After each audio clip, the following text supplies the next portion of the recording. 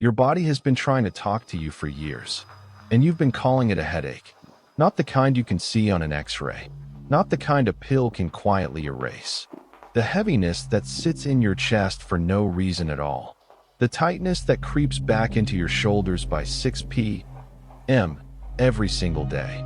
The exhaustion that follows you into bed, even after 8 hours of sleep. Most people learn to ignore this. I'm just tired. I'm just getting older. I'll deal with it later. And slowly, they stop listening. But here's the question almost no one asks. What if none of this was your body breaking down? What if it was your body breaking through, trying, one ache at a time, to reach you? For years, we've been taught to treat the body like a machine.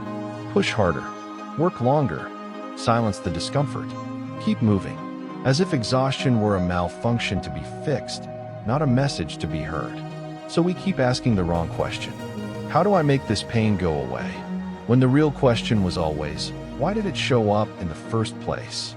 Many psychologists, therapists, and contemplative traditions have observed something for decades. Emotional weight rarely disappears on its own. It doesn't vanish just because you stop thinking about it. It goes somewhere, and often it goes into the body. Not every illness has an emotional root, but more of your fatigue, your tension, your restlessness may be speaking a language than you've ever been taught to read. Not in words, in sensations, in the 3 a.m. wake-ups with no clear cause, in the tightness that has no name, in the quiet moment when something inside you whispers, please, just listen. So just for a moment, imagine this. Your body was never your enemy. It's not broken. It hasn't betrayed you.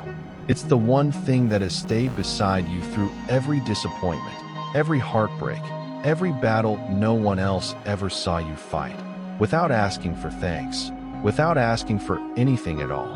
It has only been waiting for you to stop trying to silence it and start listening instead. Because sometimes healing doesn't start with a new treatment. Sometimes it starts with a new conversation. And that conversation might change more than how you feel. It might change how you understand yourself, for good. For decades, a quiet field of work has existed at the edge of psychology and medicine, one that rarely makes headlines, but has shaped how thousands of therapists, somatic healers, and researchers understand the human body. It has no single founder, no single name. It's been pieced together in therapy rooms, in hospice care, in trauma clinics, by people who kept noticing the same thing over and over, in patients no one else could help. They noticed that pain had patterns. The woman with chronic back pain, who also felt she was carrying everything alone. The man with tightness in his chest who could not remember the last time he cried. The patient whose stomach problems began the exact year they stopped feeling safe enough to say no to anyone. One coincidence is nothing. 100 coincidences start to look like a language. And what these practitioners kept observing again and again was this: the body doesn't just carry your weight. It carries your silence. Every emotion you were too afraid to feel. Every truth you were too exhausted to speak. Every wound you buried so deep, you convinced yourself it was gone. None of it disappears. It waits. But here is the part that changed everything. The part that turned quiet observation into something almost impossible to ignore. If unresolved emotional pain could shape the way the body experiences stress, tension, and even recovery, could conscious, compassionate attention help shift it? It sounded too simple to matter, too gentle to be real. And yet, when practitioners began exploring it, speaking to the body directly, naming the exact emotion behind a symptom, addressing it the way you'd comfort a frightened child instead of a broken machine, as one reflective practice among many approaches to healing, something shifted. Not for everyone, in the same way, not overnight, but often enough, and clearly enough, that it could no longer be dismissed as coincidence. What follows in this video is not a miracle cure. It's not a replacement for medical care. It's something quieter than that.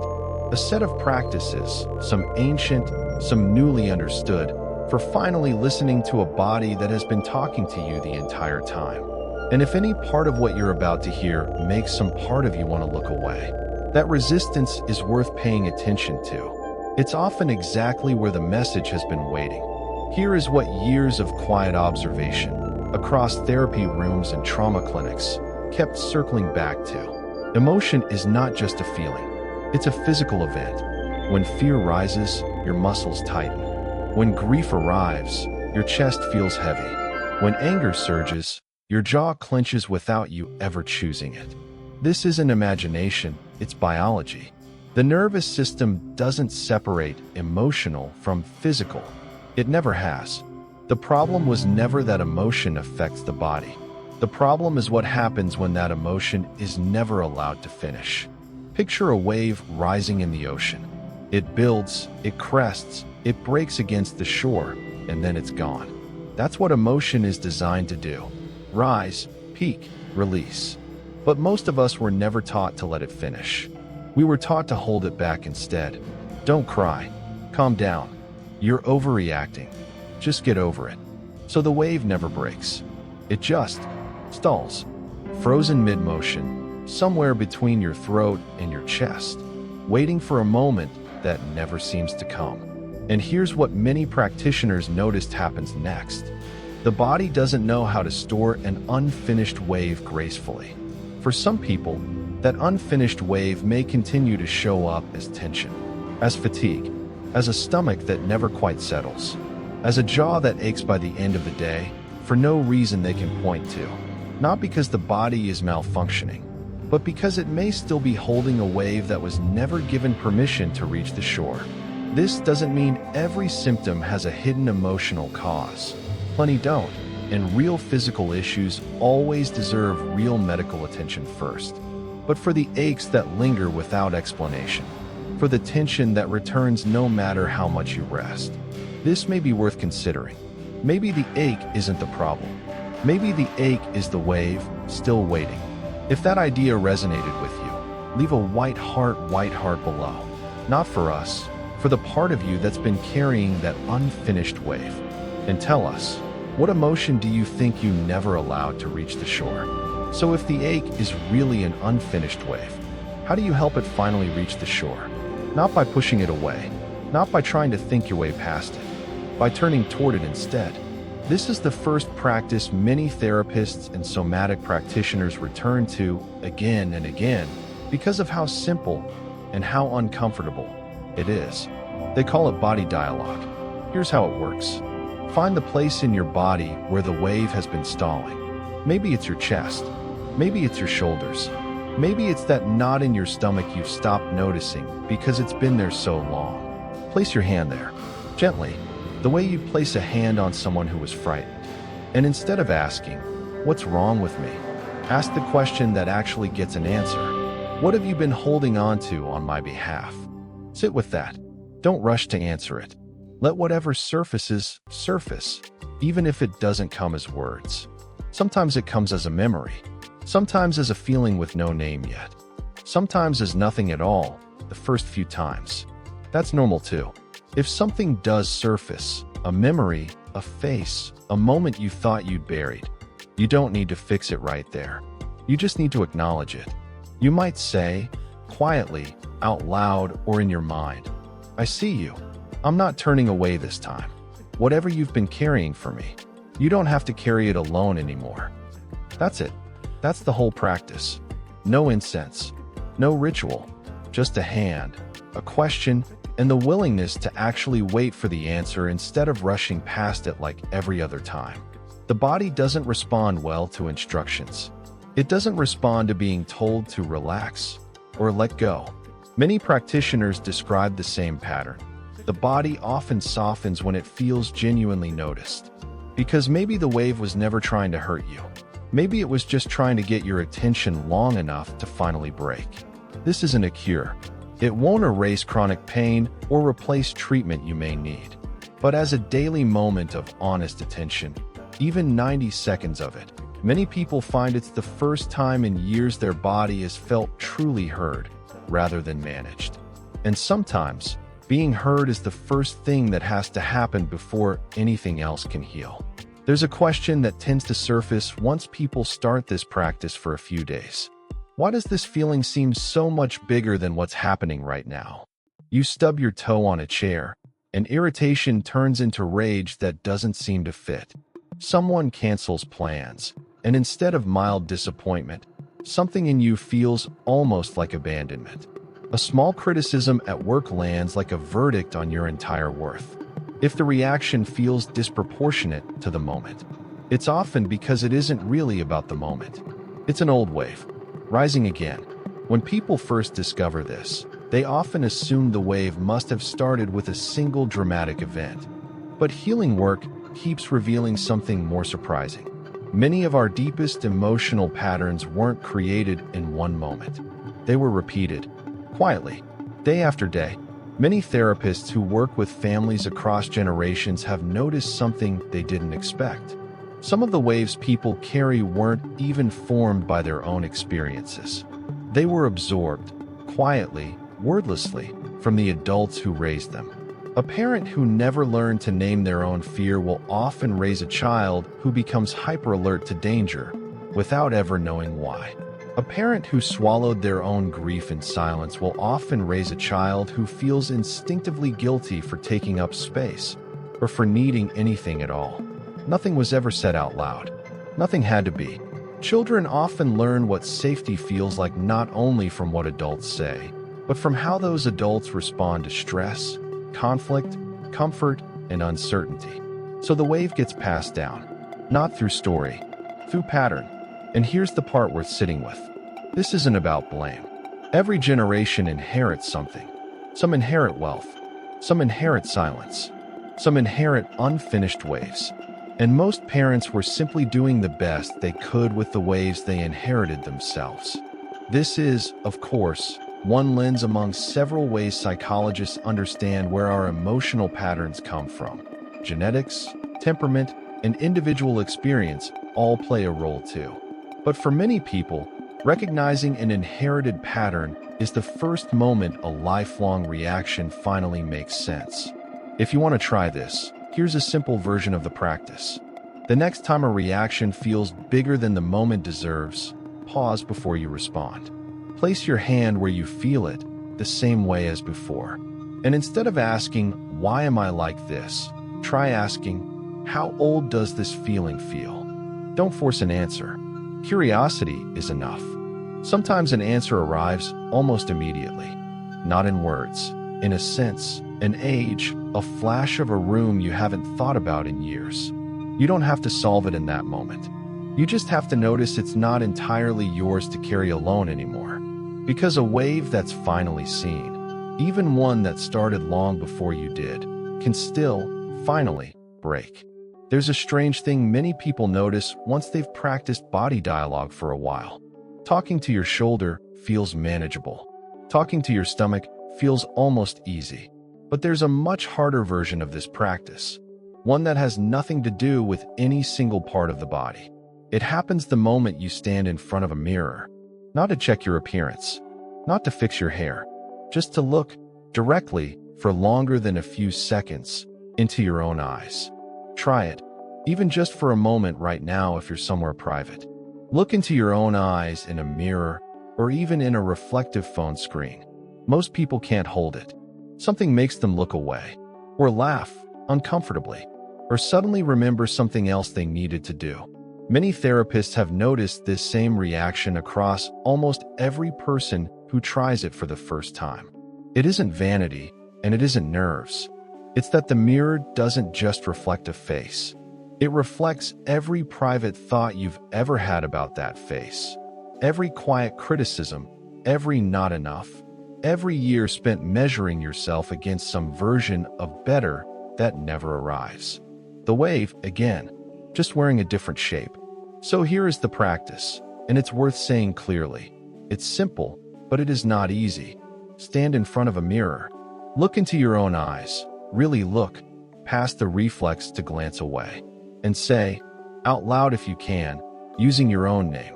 Name, I see you. And I'm not looking away this time. That's the whole sentence, to start. You don't need, I love you. Yet if that feels too far, You don't need to force a feeling that isn't there. You just need to stay long enough not to flinch. For some people, this brings tears almost immediately. Not sadness exactly, but something closer to relief, like finally being seen by the one person who's been avoiding them the longest.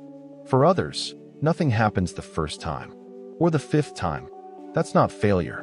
That's just a wave that's taken a very long time to build, and it doesn't have to break on command. If you want to go further, once looking feels less overwhelming, you can add, I don't have to be finished to be worth this. Many people who work with this practice describe something similar. The moment they stop waiting to become someone more acceptable before offering themselves kindness, something in them softens, often for the first time in years. Not because the mirror changed, but because, maybe for the first time, someone finally stayed to look back. There's one more wave worth naming, and it's often the heaviest one. It's not the wave you carry for yourself. It's the wave you carry because of someone else. The apology that never came. The person who hurt you and never once turned around to notice. The relationship that ended without an explanation you could ever make peace with. Many people assume forgiveness means telling that person it was okay. It wasn't okay. And forgiveness was never about pretending it was. Something many therapists who work with grief and betrayal have observed is this. The people who stay angriest the longest are often not protecting themselves from further harm. They're unconsciously waiting for the other person to finally deserve their forgiveness first. But waves don't wait for permission to keep crashing. They just keep crashing. On you. Long after the other person has moved on, stopped thinking about it, maybe even forgotten it happened at all. So here is a different way to think about it.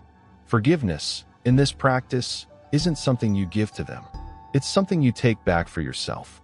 Here's a version of the practice many people find helpful.